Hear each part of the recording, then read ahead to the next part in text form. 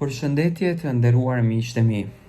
Shpresoj që po kaloni bukur, shpresoj që po argëtoni, shpresoj që po kaloni mirë në këto ditë të nxehta shumë të verës. Shumë lajme, shumë zëra, shumë thashetheme, shumë komentime, shumë analiza rreth situatave të krijuara. Unë nuk dua njëherë të nxitoj me lajme, kam një lajm bomb për Eglin edhe për Gjestin, por dua pak të ndaloj tek suksesi i Gjestit, Jozit edhe Luizit. Janë 3 emra që janë më të përfolur në median roz. Do të thoni ju pse? Sepse para njëherë Gjesti, që nga dalja nga Big Brotheri, po bën namin në për koncerte. Shumë i kërkuar, shumë i dashur, tepër i komentuar, do me thënë njerëzit po paguajnë bileta të majme për ta parë Gjestin. E njëjta gjë ishte para 2 viteve me Luizin. Njerëzit e donin pafund, e respektonin, e mbështesnin. Dhe sot, këngëtari që po merr famë dhe që po ka mirë koncerte, krahasuar nga këngëtarët që ishin në Big Brother, nga artistët, do me thënë që fillon e ngjitet me këngët e tij në skenë, është Joz Marku. Kam bërë një kombinim treshe, sepse Luizi pati një koncert me Jozin, do me thënë Gjesti vazhdon së punuari pafund, Gjesti është duke punuar me shumë intensitet projektin e tij të ri Gasolina, një projekt që unë e di që do na mbërthen për ekrani. Sa i mirë është Big Brotheri? Çfarë benefitesh ka Big Brotheri? Sa të ndihmon Big Brotheri? Sa të dhuron Big Brotheri mundësinë në jetë? Jozi, Gjesti, që nuk dua të bëj krahasimin mes Jozit edhe mes Gjestit, sepse Gjesti është i pakrahasueshëm, Gjesti është i pakomentueshëm. Për Gjestin, çado që të themi është pak, do me thënë është ky djali që ka mbërthyer zemrën e të gjithë shqiptarëve dhe i ka bërë këto shqiptarët ta duan, ta admirojnë pafund, ta ndjekin pafund, ta mbështesin, ta duartërkasin pafund. E njëjta gjë po ndodhen edhe me Luizin, edhe pse Luizi ka bërë 2 vite që ka dalur nga shtëpia e Big Brotheri, do me thënë vazhdon të jetë dashuria e madhe. Po shoh ca komentime që Luizi dështoi pse iku në koncert me Jozin. Unë mendoj që këngëtarët janë të gjithë kolegë, janë artist, pa marrë parasysh, do me thënë se me këdo që të këndojnë, secili ka zhandrin e vet, ka momentin e vet, ka sekondën e vet kur ngjitet në skenë. Secili del me projektin e tij, ka pas raste që unë e di nga artistët shqiptarë të cilët kanë qenë të hidhëruar me njëri tjetrin, edhe janë gjitur përsëri në skenë, kanë kënduar sepse në pyetje është leku, si Luizi, si Gjesi, si të gjithë këtë gjë ne bëjmë për lek. Dhe për këtë gjë, ne shpeshherë, do me thënë, kemi vënë gjërat shumë individuale.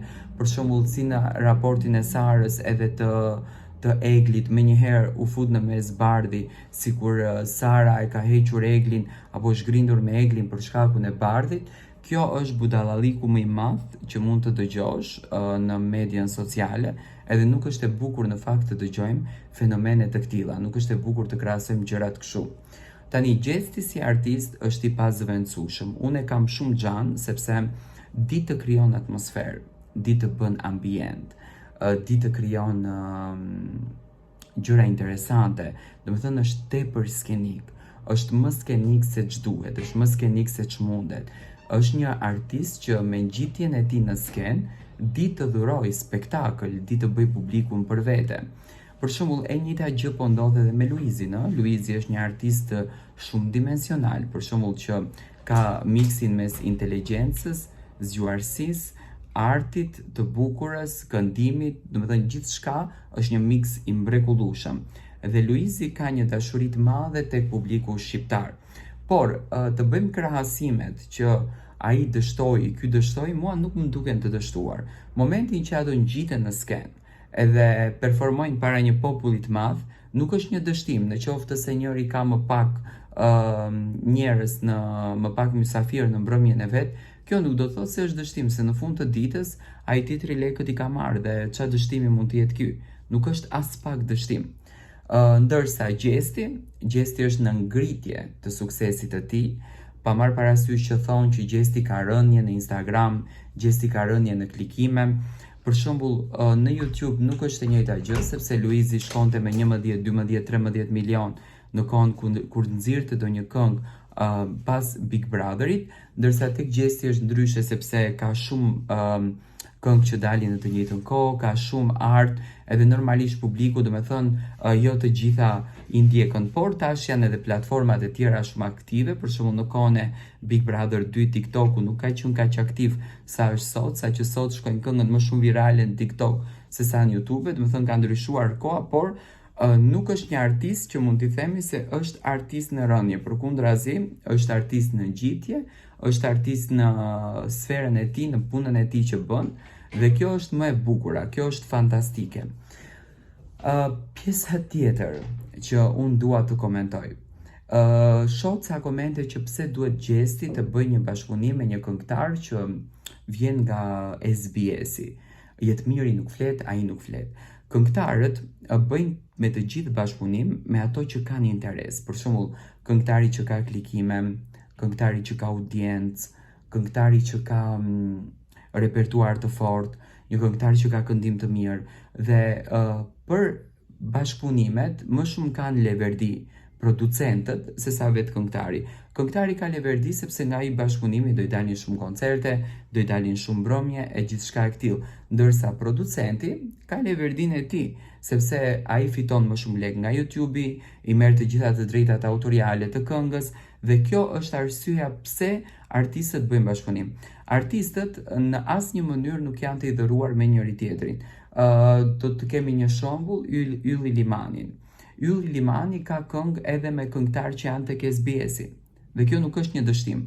Prandaj, le të mos i shohim gjërat me sy shumë të ftohtë, por le të futemi në një analizë të thellë për të thënë që ky artisti, apo ky këngëtari, apo ky produksioni dështoi. Për të thënë dështoi, duhet të kemi baza të forta, se fjala dështim nuk është fjalë e lehtë. Duhet të kemi bazë të fortë dhe mënyrën se si ne do ta sjellim atë tek publiku. Por që këngëtarët, do respektojnë të gjithë mes njëri tjetrit, sepse janë kolegë dhe në fund u intereson leku se sa marrin, kjo është biznes tjetër.